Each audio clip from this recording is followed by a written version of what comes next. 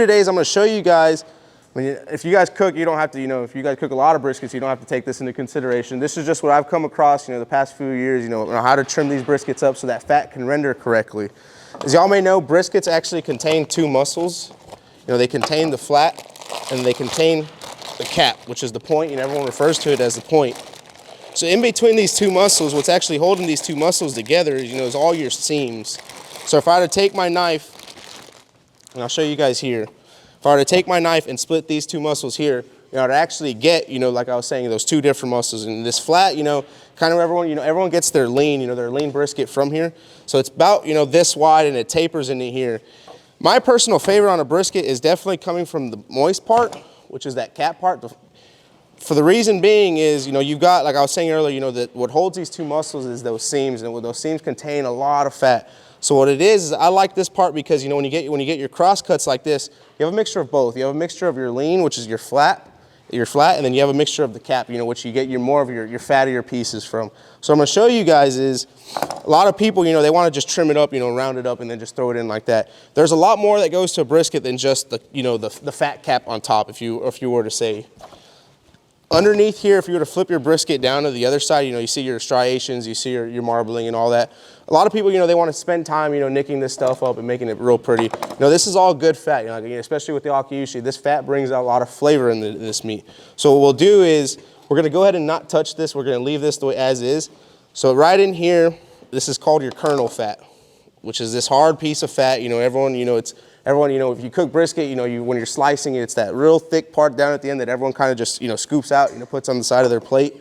For that reason, everyone just takes that fat, they don't ever eat it. Fat's not good. As I was saying earlier, when you remove this fat, it actually allows these proteins, allows this muscle to actually cook correctly because that fat is going to render through them correctly. So what you'll do is, what this is doing is kind of a support for the brisket. It's kind of like a support for the two muscles. So what you'll see is, if you get far down underneath to where you can actually see the separation between the muscle and the fat, it's really straight line. So what I'm going to do is I'm going to make a parallel line about 1 centimeter away from the muscle. Like I was saying earlier, this is going to be your support on the brisket. So I'm going to go down, and it's kind of going to make like a ramp. It's going to be like kind of a skateboarding ramp, if you would. It's going to start high, and it's going to taper all the way down. So what I'll do is here, I'll maybe just make a small incision. Up here, same thing, a small incision. So what I'm going to do is I'm actually going to just little by little, so you don't want to, risk, actually cutting any of this muscle off. That's good product, that's good, good meat. So I'm going to do is just little by little, just small nicks, little by little. Then once I can actually see, now that I've gone down, I can see that muscle again. Like I was saying earlier, especially if you deal with a lot of meat, meat's all seams. I mean, the less knife work, the less knife you use, the better, the prettier the cut is going to be. So once I get there, I'll start pulling at it. You can hear those seams really start to pull apart. So once we do that, we're going to go ahead and just kind of, scoop it out. So this is your kernel fat. So if you look, it's really thick. I mean, no one's going to eat that. If you imagine that on a steak, I'm going to take that, I'm going to cut that off and throw it right off. So what we're going to do next, if you look at the side of this brisket, there's a really large tendon. If you were to come up a little closer, this tendon right here doesn't really cook too well. And that's the same thing with, like, if you're cooking roasts, if you're cooking steaks, and if you're cooking, chops and stuff like that. You always want to cut those tendons off, because those tendons, what they do is when they start to shrink, and especially in heat, especially in dry heat, when they shrink, they start to pull your muscles. And when they start to pull your muscles, when you really, you start to overcook, you get that real tough, that real dry, bite. So what I'm going to do is I'm going to take a straight line from the front of the brisket all the way to the round, to the point of the brisket. Kind of go in the same thing. You don't really want to spend too much, you don't really want to cut off too much meat. This is all good product, especially, if you want to cook, you want to eat, you want to have everything on the plate, you want to leave that on. For purposes where you can take it all off, you have another source for it, especially like sausage and whatnot. This stuff right here, this is perfect, for that sausage and all that. So what I'm going to do is I'm going to make sure that I get far enough inside this tendon, and this tendon kind of comes through here, and it like I was saying earlier, it takes the shape of the brisket. So you want to make sure that you're following the same natural shape of that brisket. So you'll go through. So here's where I was saying, you see the difference between, this looks just like, you can definitely see the separation between the muscle and the fat. You get into here, you kind of really, you're not really seeing much. So once I start there, you know, once I take that curve, I'm gonna take it down a bit. And now we can actually see the separation between the muscle and the fat, all the way from the point, all the way down to the flat. So do the same thing. You kind of want to just round it. You want to see that definition. You definitely want to see the separation where there's no questions. All right, that tendon is completely gone. So all this stuff that you see me trim off, and this is where I was saying about earlier, no one really takes the time, you know, and in the, especially with briskets, everyone sees like, okay, you know, this, what I just took off this brisket, you know, in my hand, that's probably about 1.5 pounds. And we're just getting started trimming this. So people are like, okay, well, I'm not going to trim that off. You know, 1.5 pounds, you know, if you buy, you know, especially Angus and stuff like that, you know, $3.80 a pound, people are like, well, that's $4 that I just, you know, threw down the drain. A lot of big brisket guys, like I'm sure you're familiar with like Aaron Franklin and all those guys out of Austin. If you watch his videos and he says it, you know, he says there, you know, he's like, people want to complain about throwing this. He's like, but this is not going to make your product better. So what they'll do, it's crazy. He just takes that and he throws it in his trash. And then he's literally explaining of at home, you know, you really don't have a means for it. At a restaurant, you know, whatnot, you can, you know, sausage, you know, brisket chili, you know, little stuff like that where you can implement it into those things and, you know, make a little, you know, extra off of it. So now, you know, once I've got that tendon gone, I'm gonna work on the shape of a brisket. So if you cook briskets in a smoker, and that's not necessarily you don't have to cook them in a smoker, but if you do use a smoker, you know, an offset or reverse flow or, you know, just an indirect heat, that smoke, how it comes, it's kind of like, you know, like in a car, you know, or like the aerodynamics of a car or of a truck, you know, when that wind comes, you know, if that car just has a flat front, that wind's just gonna hit that car. And now, you know, your gas mileage goes up, you know, you're pushing against the wind. What we'll do with these briskets is you want to really make them aerodynamic for like the same thing I said about the car. The smoke is the same way. If it hits a brisket and, you know, that brisket doesn't have any shape, that smoke's just going to go straight up and it's not going to actually float on the brisket. So what you want is that when that smoke comes, you want your brisket to be nice and rounded. So when that smoke comes, it kind of follows the shape of the brisket and you don't get too much smoke flavor and you don't miss out on the smoke flavor as well. So I was saying about that rounding, I've always been fond of like, I'm always tell people, you know, especially when I'm showing people, you know, how to trim briskets, you're always aiming for the nose of an airplane. If you can just imagine the nose of an airplane, that's what you really want to go for to get, you know, to maximize that smoke, especially when it's hitting your brisket. So if you look on one side, you know, I'm already, you know, kind of already hitting that shape. It's the other side that I'll come like, okay, now I have to really come in here and reshape this. So here's where everyone starts to freak out like, wow, you know, that's a brisket and he's taking all that off. But, you know, like I said earlier, if you have a means for it, you can put into sausage and whatnot. So now, you know, I've got a pretty good shape on my top. Now I'm going to worry about the bottom. Earlier I was telling you about, you know, I kept talking about the kernel fat. There's also another piece of fat here on the brisket that is really hard. And this is the one that no one ever takes the time to trim because everyone thinks, oh, it's between the two muscles. You know, it'll render it out. If you don't take this out, it's not going to allow your actual top fat to render correctly. Because now, you know, if you pull your briskets at 200, well, the thing is, this part may be 200, but over here you're looking at like 185, you know, 186. So what you're going to do is you want to make smooth transitions.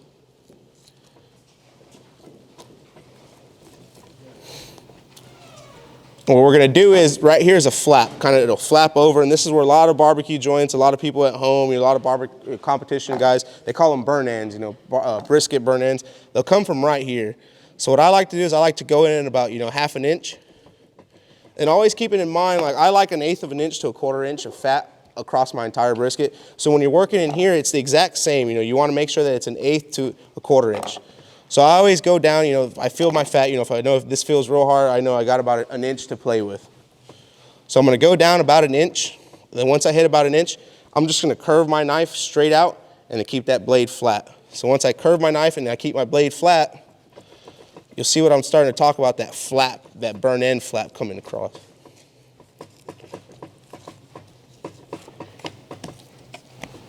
So now you're actually seeing, you know, that flap starting to come across. Now, if I feel here it's a little hard, you know, I'm looking at this fat, you know, that it's that hard white fat, you know, I'm going to take just a little more. And at this point, now I'm just, you know, shaving it. You're not really trying to get in there, just trying to take as less as I can off.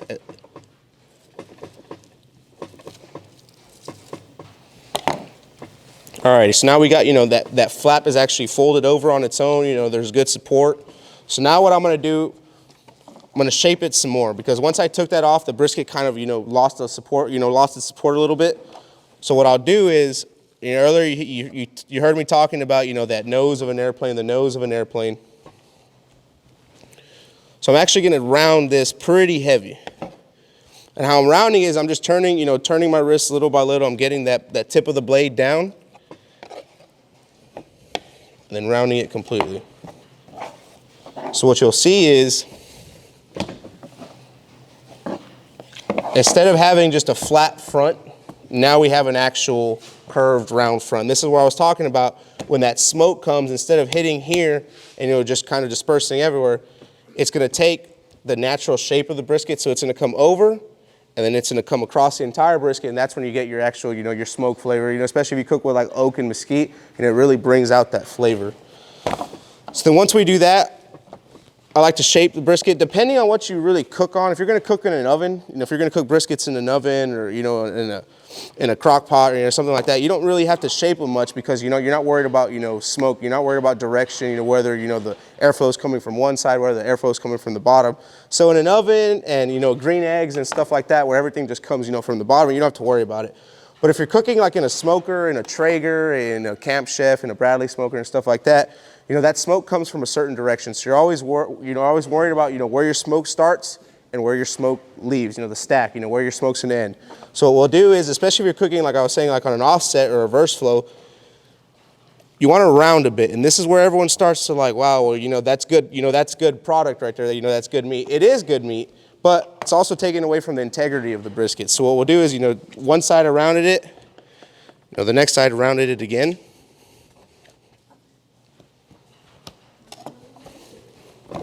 And then what we'll do next is actually taking, so if you look at the side of this brisket, you know, that's about an inch of fat right there. That's way too much fat. You know, that fat, yeah, it'll start to render through, but it won't render correctly. It won't render completely. You know, when I talk about rendering, I'm really talking about like the caramelization, you know, that of the fat, you know, that sweet flavor. So what I'm gonna do is, saying earlier, I like about 1/8 to 1/4. So I'll just take my blade right at about 1/8 of an inch into that fat. I usually like to go where the two muscles meet. So you can see, you know, right here is where the two muscles meet. I like to go there because that's always going to be your thickest point of fat. So then once you go there, I always like to explain people, you know, when they're trimming briskets, imagine like getting a haircut. You know, you'll start, you know, whoever you go, your barber or, you know, your haircut, you know, your lady who get your haircut, she'll start at one point, but she'll leave a lot of, you know, a lot of hair. It'll be kind of at an angle, and you'll see exactly what I'm talking about. So I take my blade, you know, at 0.8 to 1/4 inch. And the same thing going across the other way. So then now if you look, I kind of have like this ridge, like this mountain ridge right here. So what we're gonna do is, like I was saying, like that haircut, now you're just gonna work it. Kind of tapering it down, you know, little by little. Until you've gone across the whole thing. So I'm gonna turn this around. Sorry, I kind of feel uncomfortable with my knife, you know, going towards that way. So I'm gonna turn it around a bit and doing the same thing, about 1/8 to 1/4 inch.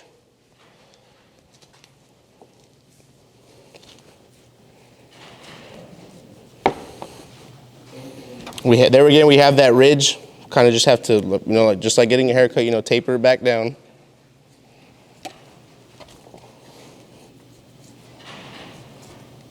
And at this point, you know, just kind of being picky, you know, like, all right, like, you know, once I've got the fat down, you know, once I've just kind of going across, like, all right, I think this point's a little high, you know, I'm going to take it just a little bit, you know, right here, you know, just quite a bit. Once you do that, now it's kind of, you know, odds and ends, you know, like I was saying, nitpicking, like, you know, if I look at this, like, okay, this right here, you know, in the smoker, in the oven, you know, it's not really going to cook, it's just going to burn. So I'm going to go ahead and take, you know, that off. Take that off. And another thing too, if there's no fat on the muscle, that muscle is just going to completely char, it's going to completely burn. So right here I'm feeling, you know, like, okay, yeah, you know, there's some ligament, you know, here, and I can feel the ligament, but there's actually no fat. So what I'm going to do is just go ahead and remove all that muscle that's right there.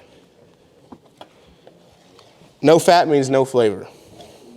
So all this goes directly back into sausage. So now we've taken about a 13-pound brisket into about a 9-pound brisket. And this is where everyone kind of like, well, you know, I paid for 13 pounds. Why do I only want 9 pounds? Reason, like I started, you know, with this demonstration was, if you don't take that fat, you're never going to get your actual brisket to cook correctly. You want that fat to render correctly. And if that fat doesn't render correctly, then yeah, even though you paid for it, it ain't going to taste great. And it goes across, you know, every muscle, whether it's a whether it's a ribeye, you know, whether it's a strip, whether it's a brisket, whether it's a roast, you know, whether it's a culotte, you know, a tri-tip, you always keep in mind the amount of fat that you're actually going to leave on there, because yes, you know, fat does mean flavor, but too much fat doesn't allow the fat to render correctly. So then from there, you know, to go, how many of y'all actually, you know, smoke a lot? You know, you do a lot of cooking and all that at home. I've always found, you know, a lot of people, you know, they want to put a brisket in and be done with it in 6 hours, you know, 7 hours. And I've always found, and it's, you know, true, you know, low and slow, you know, the lower the better. Usually we'll go, you know, about 15 hours on a cook, you know, 15, 16 hours. And that's anywhere between 220 and 260, just depending on the environment, you know, outside. You know, if it's windy and raining like this, okay, you know, I'm gonna have to run them at about 260, you know.